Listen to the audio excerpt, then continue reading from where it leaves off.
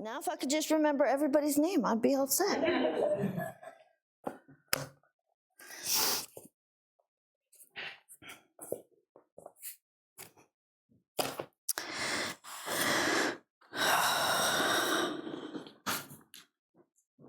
Let's see where we are. Nope, I'm lost. I'm sorry, I'm gonna mess it up. We're just gonna keep doing it until I figure it out. We're gonna mess up first. Start. Carissa. Yeah, I'm never gonna get that. There's new people? A lot. That's what it was. When there's too many new people, I can't straighten it out in my head. But in my defense, God gave me a bad memory, so. All right. Nope. Marie? I don't know how I'm gonna start over. I'm gonna start a new page. All right. Carissa, Marie. The good thing is we do normally sit almost in the same spot. That only works if the faces don't change. Like, I'll put little name tags on your seat so you can help me out, but if you switch seats, I'm messed up. Have we met? Me? Yeah. Yeah. Mary? Sorry, I'm not gonna get that one either. It wasn't even on the tip of my tongue. I'm sorry. Stacy. I gotta do something. Amber. Oh, horrible. You are. What? Will? Yes. Okay. I love how everybody was what? Will. My husband understood you. He's from New Jersey, but he's got a southern accent, so he's explained that one to me. Oklahoma? Hi. Hi, I'm Steve. Steve? Yeah. Okay, Steve. I already know Nicole back there. And it didn't say Nancy this time. Okay. So we're coming back to this side, so I like to start on the outside. Jordan. Oh, love that name. I will never remember it though, sorry. Jesse. Jesse? Oh. Giovanni. Yeah, Pepino. Pepino. Pepino? What? Pepino. Paul? Okay. I'm out. Help me out.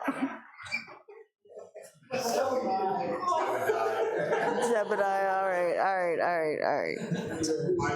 Micah. Got it, great. It's all right. I can take it. So, there's more than one thing in here. Oh, you forgot your little Jesus, okay. So, all right, so I'm gonna give these to Nicole, okay. And then you can take care of those. Nicole, can I give this to you? This is something for an activities project. People, coloring is supposed to be calming.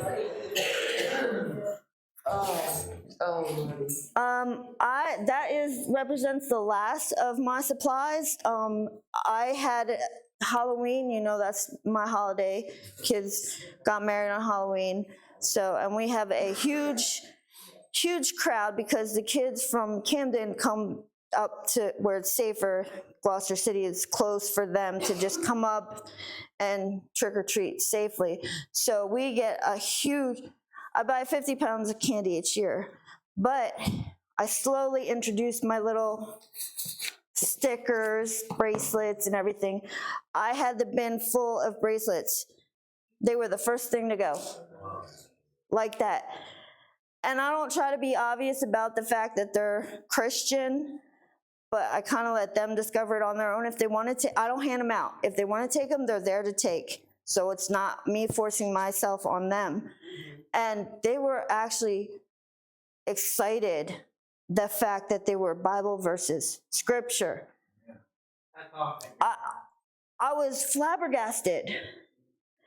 Like before, I just would make sticker packets, and some would be Christian, some would be not, and I'd just be like, okay, I just kind of snuck that in. No, I was all out and open, and they were excited to get them, so I was real happy about that. So I'm not going to give you guys these lessons first, because I kind of have a plan today. Let's see if I can pull it off. Oh, it opened right to it. Must be fate. So the Lord said to Satan, "Have you considered my servant Job? There is no one on earth like him. He is blameless and upright, a man who fears God and shuns evil." That's nice. I want to touch on Job today because it said something to me about, I'm always questioning the what ifs, the whys. You know, we run into that a lot of, why does God let bad things happen? And then I always come back to my thought, which is, if God created Adam and Eve in the garden and nothing happened, the end, there would be no point. That's like saying making every person perfect, so you have one type of male and one type of female, and that's it. And God just blesses us. No. It's not about him blessing you or him cursing you or anything like that. Life happens, good and bad, up and downs. People die. People get sick. Children. My grandson. Why did he teach me that? He taught me that to get through the next step. My husband's wife, my fiance, people, life happens. God's not going to put a hedge of protection around you and bless and make your life perfect. That's not the point. The point is, like Job, in times of when you're prosperous and in times when you're suffering, you still remain in God's eyes holy and blameless, I think is a word. So the information I have for you today is from Job, but it's also about the virtues. So every time I try to bring a different virtue to try and understand what the point that I'm trying to get across, but I also state that I don't know what I'm doing up here. I have a degree in Christian studies. I do not have the wherewithal to be up here in front of people who I don't trust, because people are mean. I'll give you a perfect example. At work, when I get up and speak from authority as a supervisor at my company, I get back what we call backlash, pushback, and you have to learn how to deal with it. And I wasn't dealing with it very well at work. And I was ready to pull the ripcord, to give up my 9-year career at my job because this one person came in and just started pick. Why should I have to deal with that? I've been there 9 years. He's brand new. There's a reason. He wasn't sent there to get me fired. He was sent there to teach me something. And if you approach life that way, you'll have a less bumpy road. We don't get born with all the answers to all the problems. We have to learn them along the way. Just What happened to Job? How do you deal with that? How do you prepare for that? He lost everything. He lost everything. His children, his livelihood, his businesses, everything gone. And then the people who come to comfort him, instead of supporting him, they start telling him to look the other way. Like, why are you still worshiping God if God did all this stuff to you? God didn't do anything to you. Life happens. Life happens while we're busy making other plans. So, the book of Job is about a man who goes through extreme testing with the loss of his children, his businesses, and eventually his own health. They want to test him to see that if he is living a life that is blameless, to say that when you're going through troubled waters, when you're dealing with adversity, when you're facing the firing squad, that you have the ability to stand up there for your faith. I don't have specifics. I'm going to look this up so it's a better reference for me, but a while ago there were atrocities happening in it was one of the African countries. Apologies for not knowing the name. I'm going to look it up. But one religious faction was warring with another religious faction, and what they were doing is they were pulling people from their houses and accusing them of this and that, and then they were getting beheaded. So they were called up, the Christians were called on the carpet and were said to denounce God, or they get beheaded. So the first guy says no, he refuses to denounce God. They behead him, thinking that that will make everyone else do that. It has the opposite effect. So when I think about Job, I think about that exact circumstances, that I want to have the strength to be able to stand up in front of my accusers, the firing squad, who's ever trying to take my faith away from me, and I will stand up for Jesus. And I will say that he's my Lord and Savior, that he saved my life when nobody else cared if I lived or died.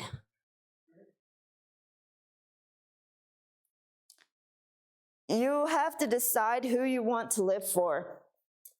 If you want to live for the world, or if you want to live for yourself, or if you want to live for God.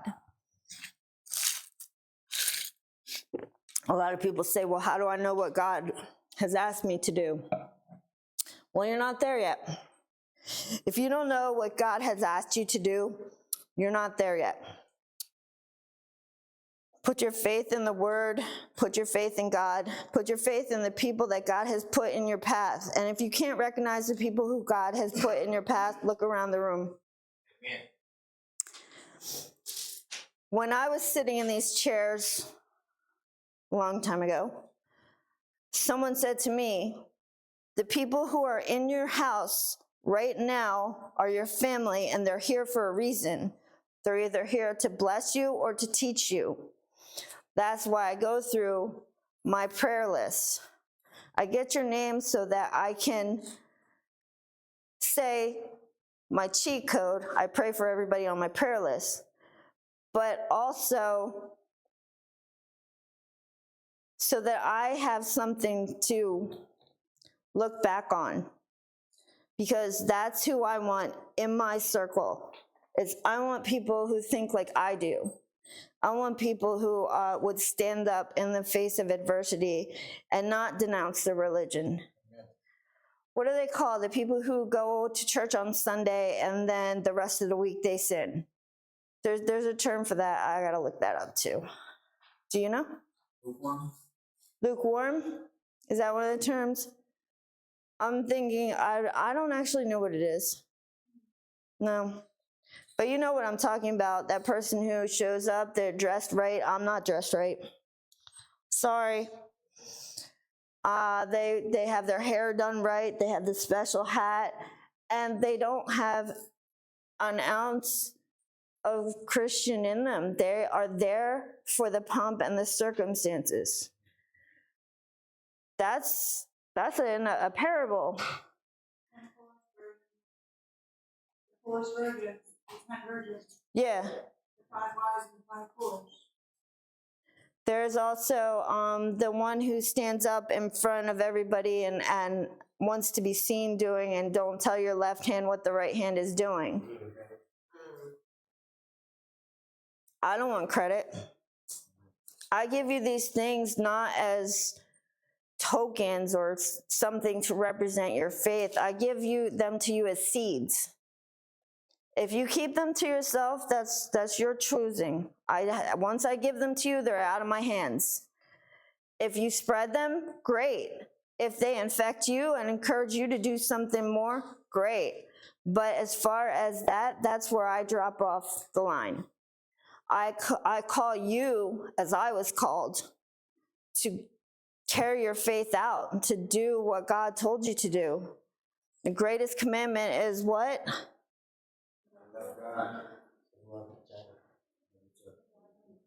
Yeah. And then you have the Great Commission. Make disciples.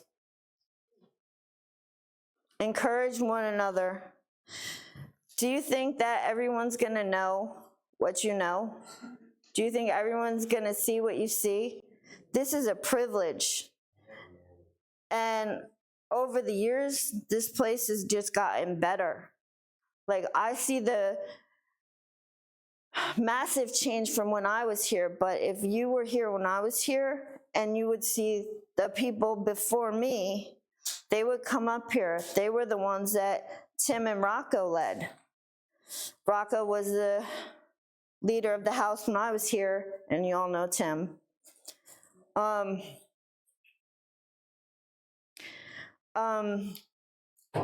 But to speak of them now, it's a different house. It's run differently. It's still the same purpose, Christian Discipleship Center. It's still the same mission, but it was a different house. But what I saw from the women who came up, who were my age now, so we're going back 20 years for them, it was all just such a gift to be able to come here and study and learn.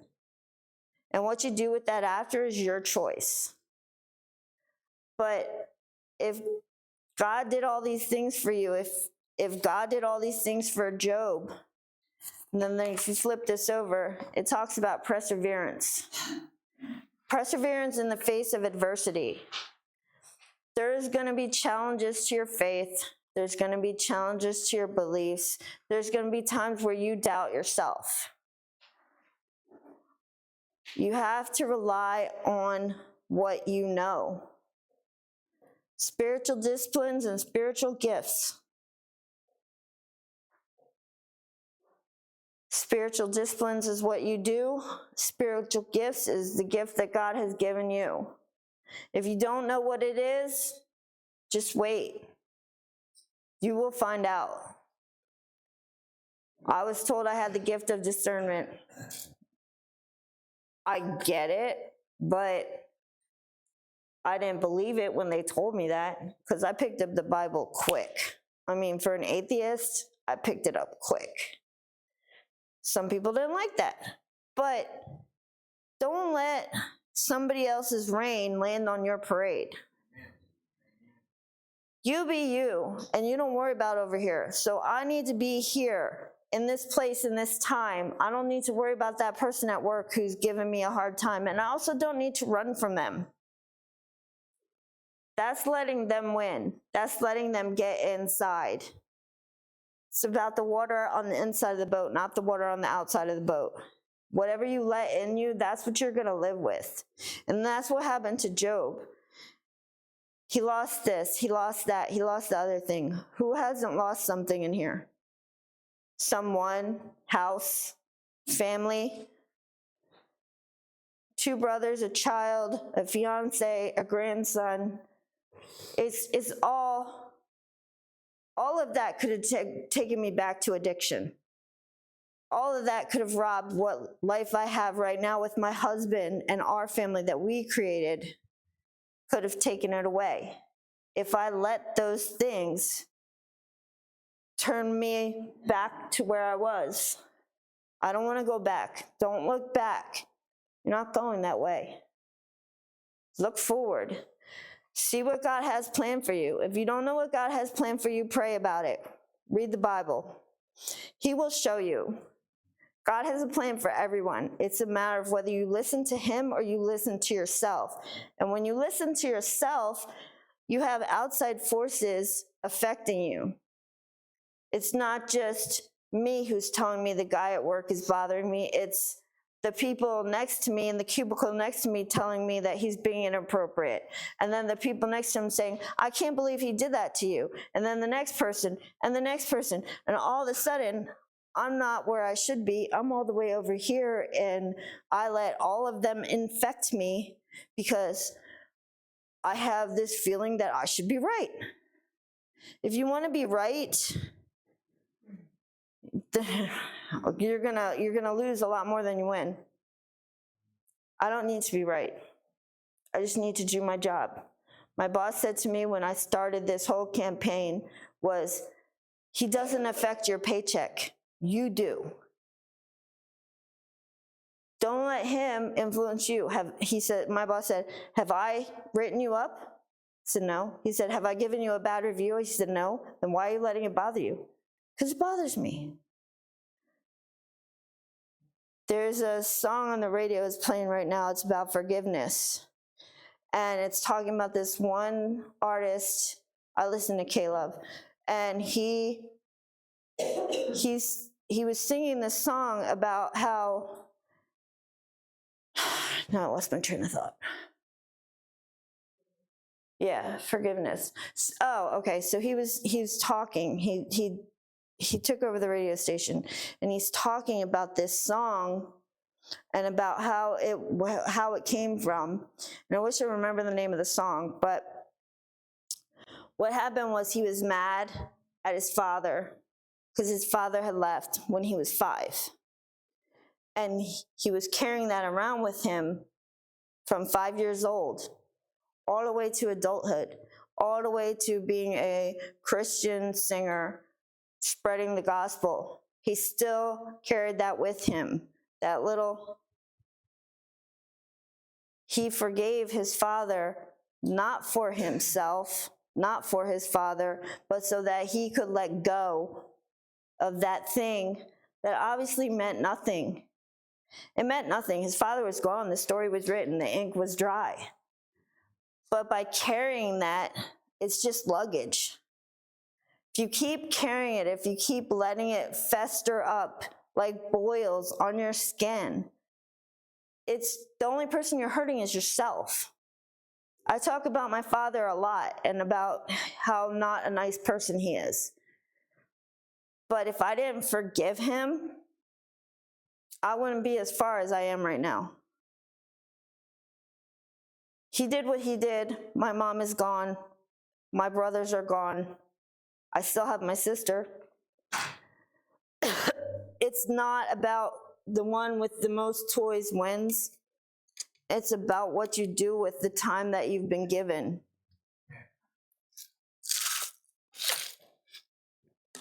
You can sit around wallowing in your sob stories. I'm sure you've got a list. I've got a list. We can compare lists and we can decide who lost the most, but what's the point? You're wasting energy. You're wasting life force. You're wasting your time comparing you. Oh, I'm the worst person because this, and this happened to me. No, I'm worse because this is, no, look at my scars. See my scars?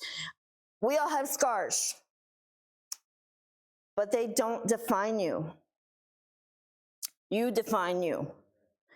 You are who you want to be. So you can be sitting in a pile of dirt, clothes all ripped up, all scabbed up, wondering where you went wrong, what you had done to God to deserve this. You made bad choices. Anybody in here make bad choices? I made bad choices. Do you know when my life started turning around? When I started making good choices. Christian-led choices, Jesus-led choices. Everybody knows the story. What would Jesus do? Everybody's got those bracelets. What would Jesus do? I modify it. I don't ask what would Jesus do because I'm not Jesus, and I never will be. That I can't live it up. You know, it's like you can't live up to being her. She can't live up to being her. Never gonna live up to it. But it changes my mind when I say, what would Jesus want me to do? I'm not perfect. I make bad choices. Obviously, you know, I just told you I had trouble at work. But if I stop and I think, if I had, before all that stuff had blown up at work, if I had just stopped and thought and said, what would Jesus want me to do with this person? It wouldn't have made it all the way to HR. You see what I'm saying? It's about perspective. Everybody has a different perspective. Everybody has a different point of view. You can say that I'm attacking you. I can say that you're attacking me. But if you stop, and that's all HR did for an hour, was lecture us on how we need to talk to each other like we respect each other, and they were right. And it was they weren't going to talk about the issues. They weren't going to talk about the problems. They just wanted to make sure that he treated me with respect and I treated him with respect. And once I accepted that I wasn't going to change who he was, weight lifted off my shoulders. We work in the same office. He's one cubicle over. I have to see him every day. It's not optional. Why am I going to torture myself when I can just let it go? He's not my boss. I'm not his boss. There's no reason to get all of this excited and he said this and she said that, when all you have to do is come back. When you come back, God restored Job. He restored him. He made him better than he was before. Not because Job was a good Christian, but because he led the life that was blameless. He didn't attack God. He kept himself in his faith.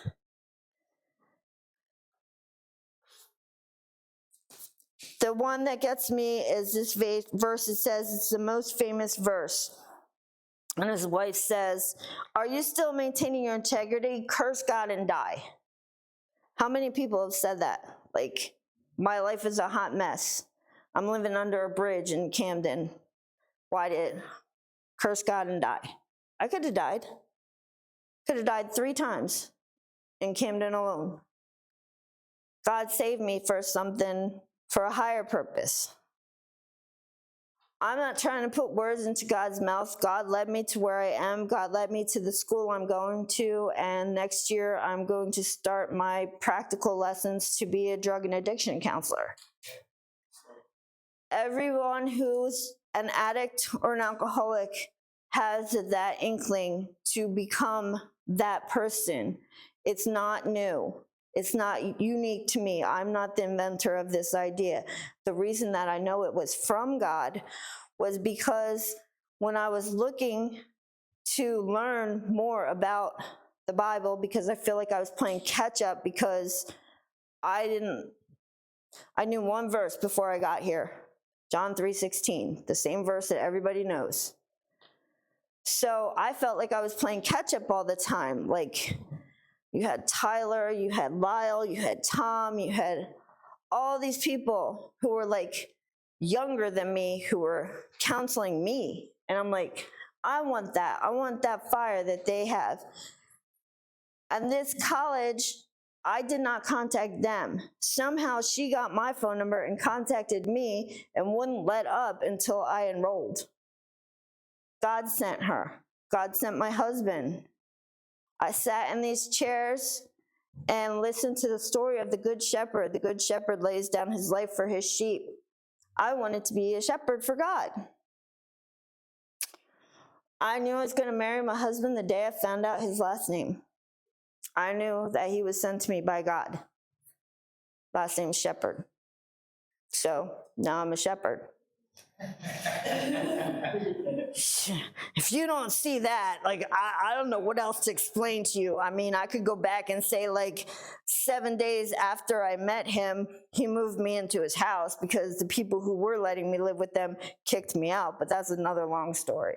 But those are the stories that you hear that don't work out, like psycho ex-girlfriend or like weird estranged murderer, you know, that's how the story starts. Well, she moved in after 7 days and then he killed her. Like, you know, it doesn't work out. But God, God gave me the opportunity to come here tonight to you people to talk about Job and about suffering and about not giving up and about not comparing. It's a lot of, in this world, it's a lot of tit for tat. It's a lot of this for that. It's a lot of comparing and contrasting and saying, I'm better than you, you're better than me, and we all don't get along. All you have to do is want a relationship. That's what Jesus wants. He wants a relationship. He's not asking you for anything. He doesn't ask me for anything. I give my time freely. All my spare money is spent on this. I have a husband who understands my mission, and he lets me buy these things, even though they hold no value except to us. But like, as far as like reselling them, they're not Pokemon cards. You can't make money off of it, but you can build a relationship. You can say, oh, Shelley gave that to me because this, and this, and then you're carrying the story on.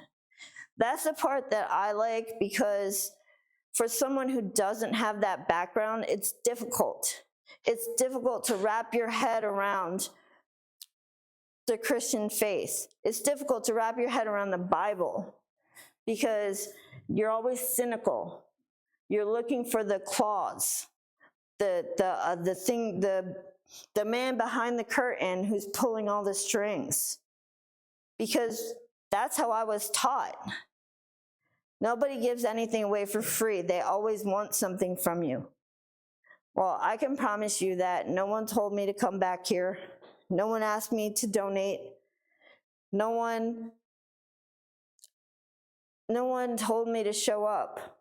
I just do. I bring what I can. When I can do more, I do more. You know why? Because I was sitting there and I got the same thing you guys got for free. It was the coolest day of my life when they accepted me in the 101 and they said to me, you're in. And I'm like, okay. And they like saw my face and I was like shocked. And I'm like, they're like, what's the matter? I said, I didn't know that you guys would just give away free rehab. Like, you're giving me free rehab. I don't know what to do with that. It wasn't rehab. Yes, I got clean from God only, not of my own doing. Can't do anything on your own, but God. I was this close to death. And I'm sure you all have the same story or something similar, where something happened, where you could have gone off the rails and ended up on the side of the road dead, and no one would know. But God. God protected me. He saved me. He gave me a place to live. I was homeless for I don't know how many years. I don't feel like I got a home again until my husband. That's the first time I felt like I've been home in 20 years.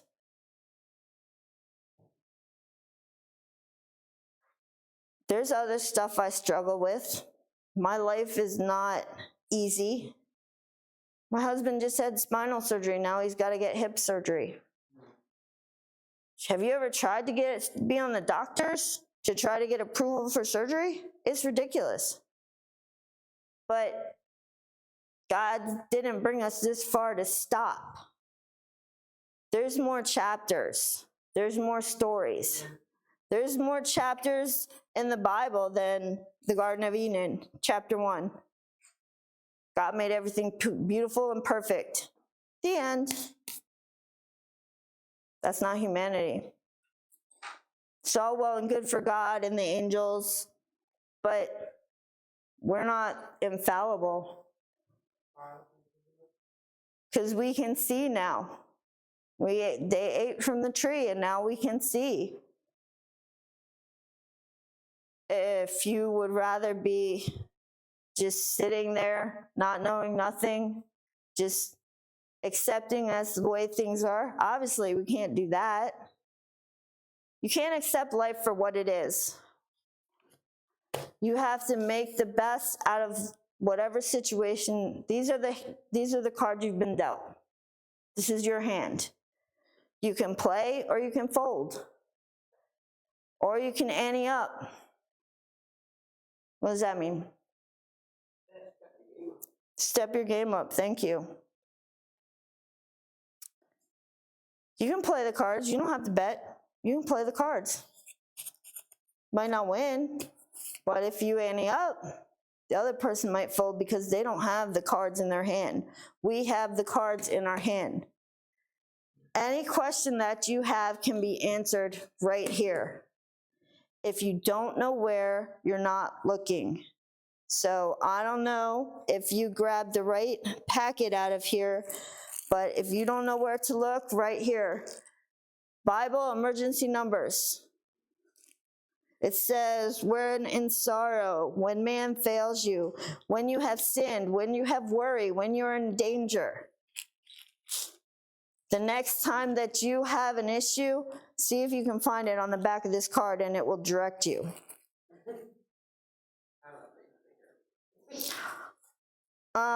If you don't know that part, there's the back of the book. All that in there, telling you where to go, what to read, what to do.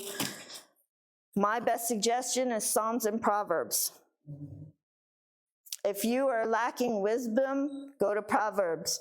If you are lacking in heart, which to me means faith, go to Psalms. God gave you this opportunity to do something meaningful with whatever life you have left.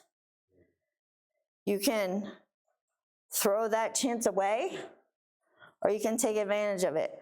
And I'm not trying to make myself out to be this person, because I didn't come back here until 4 years ago. So for 8 years, I was not doing what God had intended for me to do. That was, I graduated 2014, so that was 2019. So that was,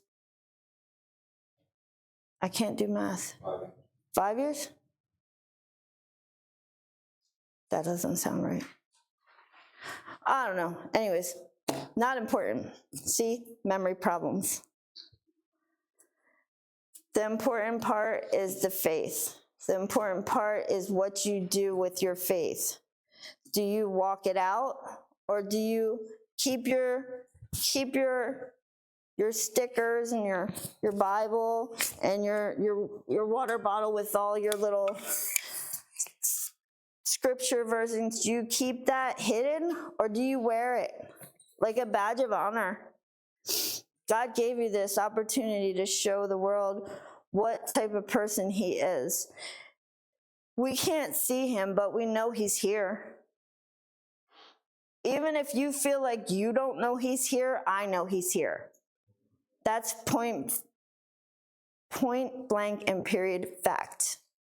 Because where 2 or 3 are gathered in his presence. And while I don't see everyone keyed up as I am, I see a couple of you guys, and you know who you are. And if you're doubting, look to your left, look to your right, and find that person who's smiling and not shaking their head. Because if someone is smiling in this room right now, and you can't see what I can see. So you guys don't know, but there's 4 or 5 of you in here who understand what I'm trying to say. Feel like lost in the wilderness up here.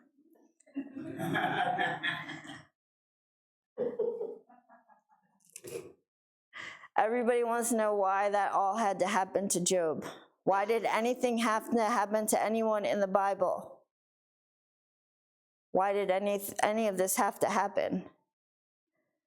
We learn by example. I can tell you a fact, but without the parable, the story to back it up, you have no reason to believe me. And if you can't connect with that story, then you also can't believe me. But through stories, through lessons, through history, I had no idea Moses had a speaking problem. Do you know how encouraging that makes me feel? Have you heard me speak up here?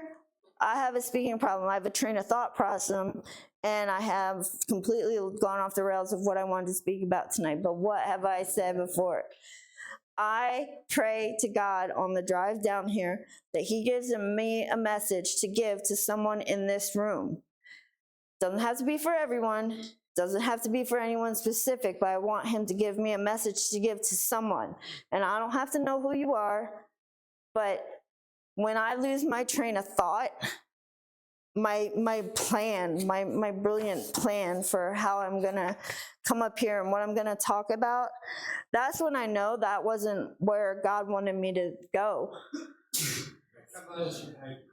I have no authority besides what he's given to me. The Holy Spirit takes over. I don't know what I'm saying. I don't know where I got this absolute 100 defined.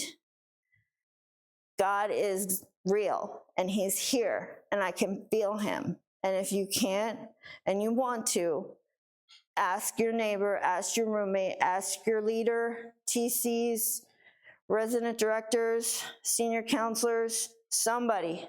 Ask for help. Help is there if you ask for it. But you have to want it. You have to ask for it.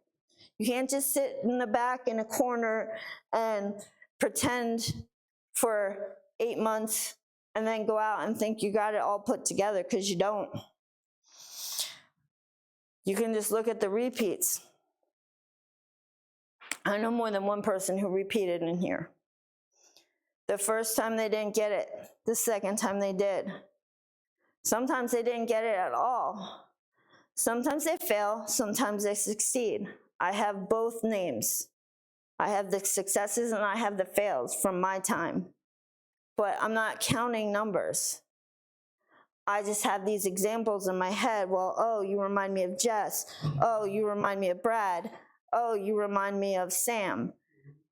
That's how I make the correlation to try and remember your names. So when I don't have a correlation, it doesn't stick. I need to be able to see.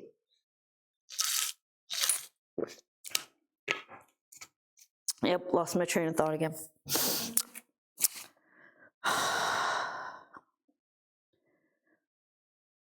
Job was tested. Job was given these things.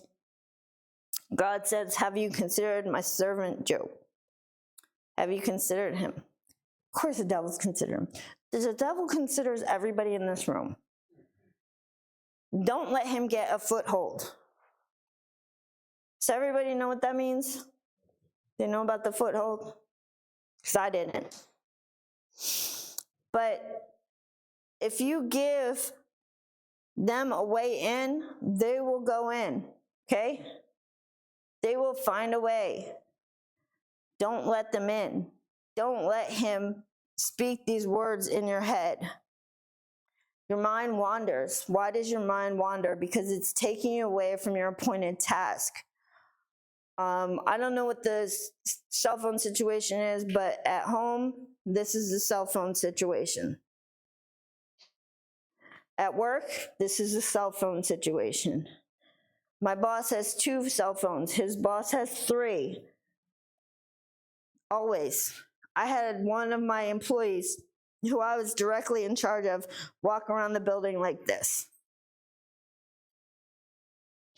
He's supposed to be checking the building for different errors because quality control, but instead I don't even know what he was checking. Facebook, MySpace, Instagram, Snapchat, I don't know them all. But everything that keeps you from doing what you are meant to be doing is a distraction. I get them every day, especially when I'm coming here. I get a lot of distractions when I'm coming here because he knows what I'm coming here to do, and he wants me to do a horrible job or not show up at all. It's very difficult for me to call out from here because I know that if I call out for something that I could have found another way around, that I feel less. Maybe not tonight, but tomorrow, if I didn't show up today, I would feel less. I can't explain that feeling other than I'm disappointed in myself. I had the opportunity to stand up in front of you guys and share my faith with you, and I failed. I don't like failing. I failed too much in my life, and the list of failures brings me all the way to these doors. When I have the wheel and I get to make the decisions, I make all bad decisions. It's documented. I could list it for you, no problem. But when I give up the keys and let God drive, the blessings is amazing. And when they're not blessings, when they're lessons, they're easier to take. It's just like when you have a spoonful of medicine that you're trying to give to a child. It's easier to take if you pour a spoonful of sugar on it, right? My mom did crushed up aspirin and orange juice. That was a big thing back in the 80s. But you still have to take your medicine. You still have to be who God wants you to be. You have to show up. That's all he's asking you for, is to show up. Where you take it from there is your next spot, but you have to talk to God about that. I can't tell you that you're going to be the next Joel Osteen. I can't tell you that. What I can tell you is that you can be a good Christian. You can follow the 4 pillars of faith. Does everybody know the 4 pillars of faith? No? No? Let me just tell you. Word, worship, witness, prayer. Read the word. If you're looking for a message from God, it's in there. Worship, y'all were just doing that super good. If you fill the room, that's the one thing that I notice when I come here. When you guys are worshiping, everybody's on, all hands on deck. If you got to leave after the worship, that's fine. You have responsibilities in the house. The house can't run itself. God's not that good. He needs people to do the jobs. So yeah, of course, people have to go be FMs or TCs or whatever you guys have to do. But the number of people who are here for the praise and worship session, one time I was like double, like half the people left. That's awesome. That's all you need. You need to live with a little bit of faith and worship. Fellowship, witness, share what you know. The older ones teach the new ones. Pass it on. It's all about passing it on, because when we stop doing that, he wins. When we stop passing it on, when we give up on our mission to make heaven crowded, he wins. All we have to do is not do anything.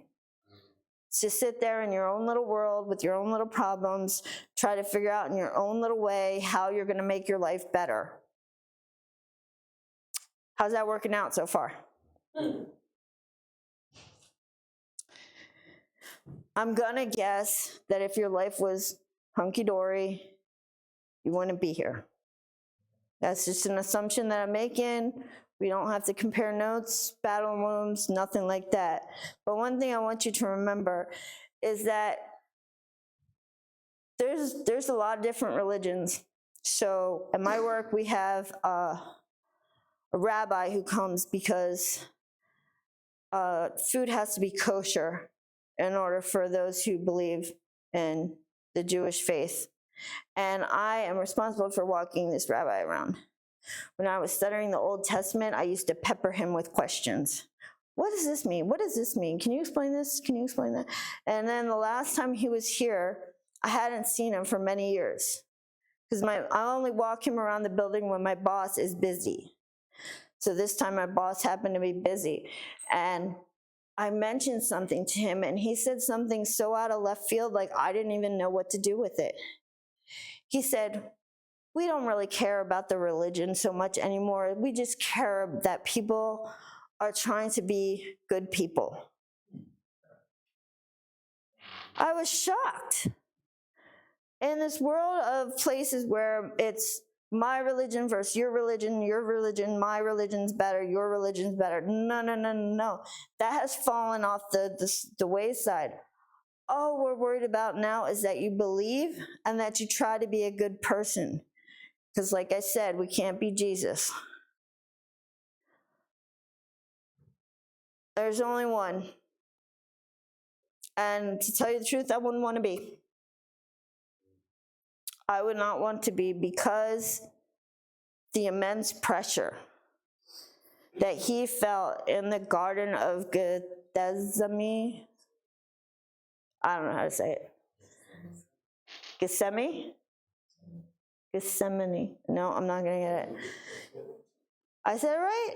Oh, okay. That was one of my favorite passages, to see that even in his time of trial, when it was his time to face the firing squad, he even said to God, if it is your will, take this cup from me.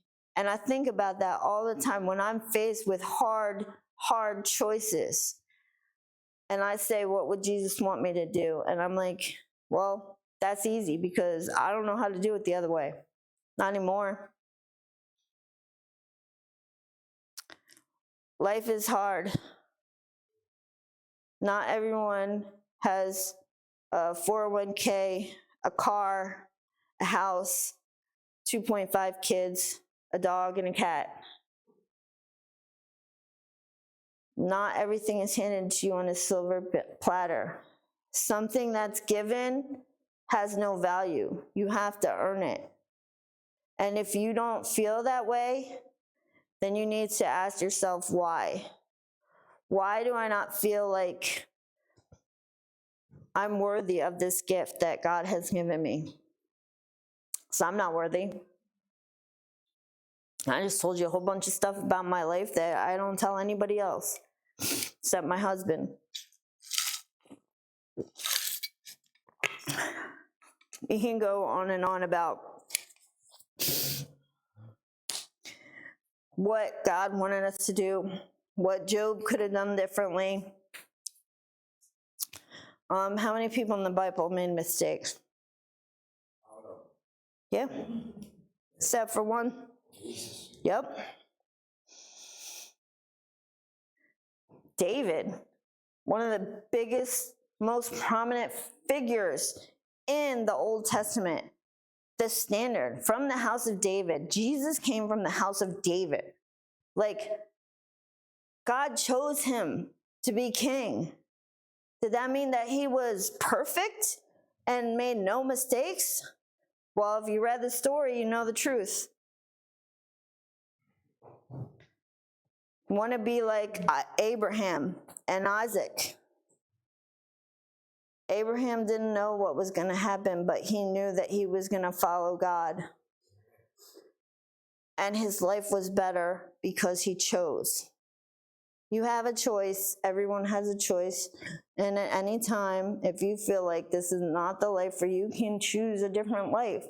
But let me ask you a question, and you can think about this. If all your choices leading up to this have all been horribly wrong, why not? Why not give it a chance? Release your burden. Forgive those who have sinned against you. Forget. It still comes up. I haven't seen my son in 10 years. He's 28. Okay, I'm sad. But if I spent my whole entire day crying about my son who doesn't want to have a relationship with me, I would get nothing done. My husband has 3 children. They don't call. We have 10 grandkids. They don't call. We call them. But it's a struggle. If you're trying to reach a child in this day and age, you have to pull and tug, and you have to work yourself up into this whole frenzy of, why are we doing this? Why are we spending all our money to get them? They don't eat this and they don't drink that, and we got to take them to the zoo. And I was like, I just turned to my husband and said, they don't want to go. They don't have to go. And me and my husband went to the zoo. Spent a quarter of the money we would have spent with them. If they don't want to spend time with me, I have to accept that. I still pray for reconciliation. I still ask God for that. But if me getting my son back in my life is going to lead me down a path of destruction, I'm good. I made the choices I made. The people in my life who are no longer in my life have valid reasons to not be in my life. I did some things. If they choose that they can't forgive me, that's on them. That's not on me.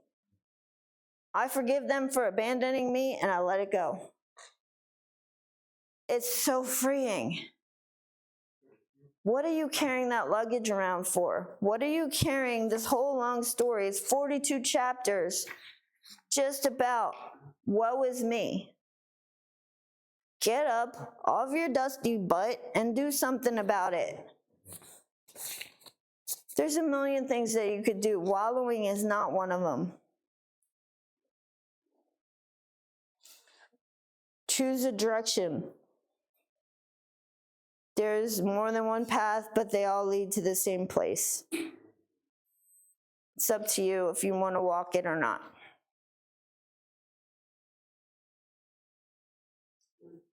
Thank you.